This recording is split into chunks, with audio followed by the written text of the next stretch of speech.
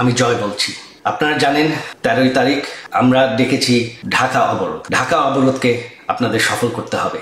আমার অনুরোধ আপনাদের প্রতি যে আপনারা কেউ, এরা গায়ের জোরে চেষ্টা করছে, তবে আপনারা কেউ কাজে যাবেন না। ছাত্রছাত্রীরা স্কুল কলেজে ক্লাসে যাবেন না। দোকানপাট, বাস, রিক্সা সব বন্ধ রাখবেন। এরা গায়ের জোরে চেষ্টা করছে দমন করতে, তবে ভয় পাওয়ার কিছু নাই। দেশটাকে বাঁচানোর জন্য এটাই এখন পথ। যে গত 1.5 বছর ধরে এই অবৈধ ইউনূস সরকার অবৈধভাবে ক্ষমতা দখল করে আছে। মাত্র সেদিনের কথা, শুধুমাত্র জুলাই আগস্টেই শহীদ হয়েছেন 1,500-এরও বেশি মানুষ। ফ্যাসিবাদ পতনের আন্দোলনে ছাত্র জনতা, নারী পুরুষ, কৃষক শ্রমিক, সকল শ্রেণী পেশার মানুষ কেন রাজপথে সেদিন নেমে এসেছিলেন আমাদের জানা থাকা দরকার। জনগণ কিন্তু রাষ্ট্র এবং রাজনীতিতে নিজেদের অধিকার প্রতিষ্ঠার জন্যই সেদিন রাজপথে নেমে এসেছিলেন।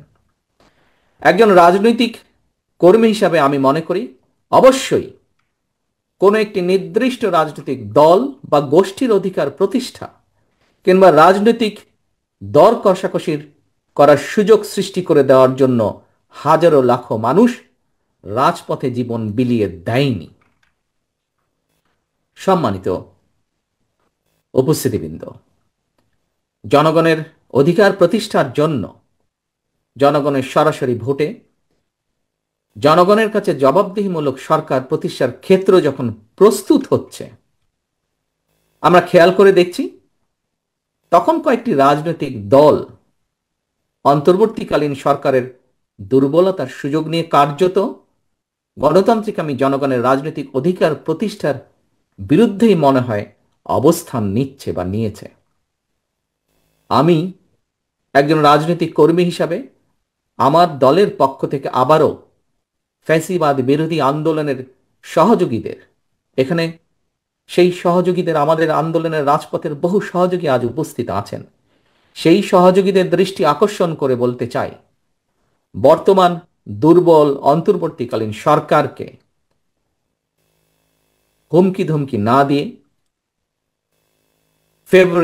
আগামী ফেব্রুয়ারি মাসে জনগণের সেই সকল সহযোগী যারা ছিলেন, যাদের নিয়ে বিভিন্ন সন্দেহ প্রকাশ হচ্ছে, তাদেরকে লক্ষ্য রেখে সাথে আজকে যারা উপস্থিত আছেন তাদেরকে সাথে নিয়ে বলতে চাই, অন্তর্বর্তীকালীন সরকারকে হুমকি ধামকি না দিয়ে আগামী ফেব্রুয়ারি মাসে জনগণের মুখোমুখি হই আমরা, চলুন জনগণের মুখোমুখি আমরা সকলে হই, চলুন। আমাদের প্রতিটি রাজনৈতিক দলের মনে হয় একটি কথা গুরুত্ব সহকারে মনে রাখা প্রয়োজন। নিজ নিজ দলীয় সমর্থক নেতাকর্মীদের বাইরে কিন্তু অরাজনৈতিক কিংবা নির্দলীয় এক বিশাল সংখ্যক জনগোষ্ঠী রয়ে গিয়েছে। এই লাখো কোটি অরাজনৈতিক কিংবা নির্দলীয় জনগোষ্ঠীর প্রত্যাশা বাস্তবায়নের দিকে নজর দেওয়া রাজনৈতিক দলের প্রতিনিধি হিসাবে আমাদের প্রত্যেকের অত্যন্ত পবিত্র এবং গুরুত্বপূর্ণ দায়িত্ব বলে একজন রাজনৈতিক কর্মী হিসাবে আমি দৃঢ়ভাবে বিশ্বাস করি। প্রিয় সম্মানিত উপস্থিতিবৃন্দ, মাসের পর মাস ধরে দেশের জনগণ দেখে আসছিল অনেকগুলো রাজনৈতিক দলের আমন্ত্রিত প্রতিনিধিরা বিভিন্ন বিষয় নিয়ে আলোচনা করে অন্তর্বর্তীকালীন সরকারের মেয়াদকালের একটি উল্লেখযোগ্য সময় পার করে দিয়েছে। কিন্তু এইসব আলোচনায় অরাজনৈতিক কিংবা নির্দলীয় সেই যে বিশাল জনগোষ্ঠীর কথা আপনাদের সামনে আমি উল্লেখ করলাম, সেই জনগোষ্ঠীর নিত্যদিনের স্বার্থ সংশ্লিষ্ট বিষয়গুলো কতটুকু বা কি কি আলোচিত হয়েছে, এটি বোধহয় একটি বিশাল প্রশ্ন। আমন্ত্রিত রাজনৈতিক প্রতিনিধি দলের সদস্যরা অন্তর্বর্তীকালীন সরকারের সঙ্গে কৃষি, শিক্ষা, স্বাস্থ্য, কর্মসংস্থান নিয়ে কি আলোচনা হয়েছে? সেখানে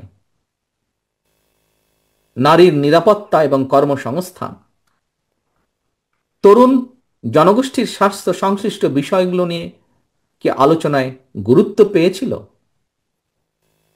দেশের কৃষক, শ্রমিক, দিনমজুর, স্বল্প আয়ের মানুষ কিংবা নিম্ন মধ্যবিত্ত জনগোষ্ঠীর প্রতিদিনের যে জীবন যুদ্ধের কথা, সেগুলো কি সেখানে আমরা চাইলেও আলোচনা করার সুযোগ কি পেয়েছি, বা আলোচনার যে তালিকা ছিল সেখানে কি স্থান করে নিতে পেরেছিল? সম্মানিত উপস্থিতিবৃন্দ, দেশে মনে হয় শুধু কোটা সংস্কার নয়, একই সাথে একটি সময় নিরাপদ সড়কের জন্য কিন্তু তুমুল আন্দোলন হয়েছিল। 2024 সালের সেপ্টেম্বর মাস থেকে যতটুকু আমার মনে আছে, 2025 সালের সেপ্টেম্বর মাস পর্যন্ত গত 1 বছরে দেশের সড়ক পথে কমপক্ষে 7,000 মানুষ নিহত হয়েছেন। এদের মধ্যে 48% নারী এবং শিশু ও পথচারী ছিলেন। আহত হয়েছেন 13,000 মানুষ।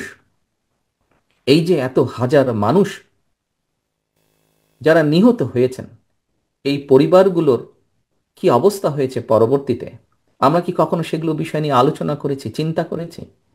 যে 13,000 মানুষ বা তারও কিছু বেশি মানুষ আহত হয়েছেন, যে শিশু, যে নারী নিহত বা আহত হয়েছেন, পরবর্তীতে তাকে নিয়ে আহত হলে অথবা নিহত হলে তার পরিবার নিয়ে, তাদের বিষয়গুলোকে নিয়ে কি আমরা আলোচনা করেছি? তারা তো আমাদেরই সমাজের অংশ, দেশের অংশ। সম্মানিত উপস্থিতিবৃন্দ, বিশ্বে খুব সম্ভবত সড়ক দুর্ঘটনায় সবচেয়ে বেশি হতাহতের তালিকায় বাংলাদেশ জায়গা করে নিয়েছে। কিন্তু অন্তর্বর্তীকালীন সরকারের সঙ্গে নানা বিষয় নিয়ে শত শত দফা নিয়ে আলোচনা হলেও সড়ক নিরাপত্তার বিষয়টি আলোচনায় মনে হয় জায়গা করে নিতে পারেনি। এইসব প্রশ্নগুলো কিন্তু কাউকে দোষারোপ করার জন্য আমি এখানে উপস্থাপন করছি না। একজন রাজনৈতিক কর্মী হিসাবে আজকে আমি বহু বরেণ্য ব্যক্তির সামনে সুযোগ পেয়েছি কথা বলার। আমি একজন রাজনৈতিক কর্মী হিসাবে আমার জিজ্ঞাসাগুলো আপনাদের সামনে তুলে ধরতে চাইছি। প্রিয় উপস্থিতিবৃন্দ, আমাদের রাজনীতি তাহলে কাদের জন্য? দেশের সাম্প্রতিক পরিস্থিতিতে একজন রাজনৈতিক কর্মী হিসাবে আমার কিছু উপলব্ধির কথা আমি আপনাদের সঙ্গেই শেয়ার করছি। এজন্য হয়তো একটু সময় লাগছে বেশি। আমি আবারও আপনাদের যদি বিরক্তির উদ্রেক করে থাকি তার জন্য আপনাদের কাছে ক্ষমা চেয়ে নিচ্ছি। উপস্থিতিবৃন্দ, প্রচলিত রাজনীতির যে গুণগত সংস্কার, সেই সংস্কার চাইলে, গুণগত যে সংস্কার চাইলেও পুঁথিগত সংস্কারের চেয়ে জননিরাপত্তার বিষয়গুলো, জনগণের জীবন ঘনিষ্ঠ বিষয়গুলো রাজনীতিবিদদের কর্ম পরিকল্পনায়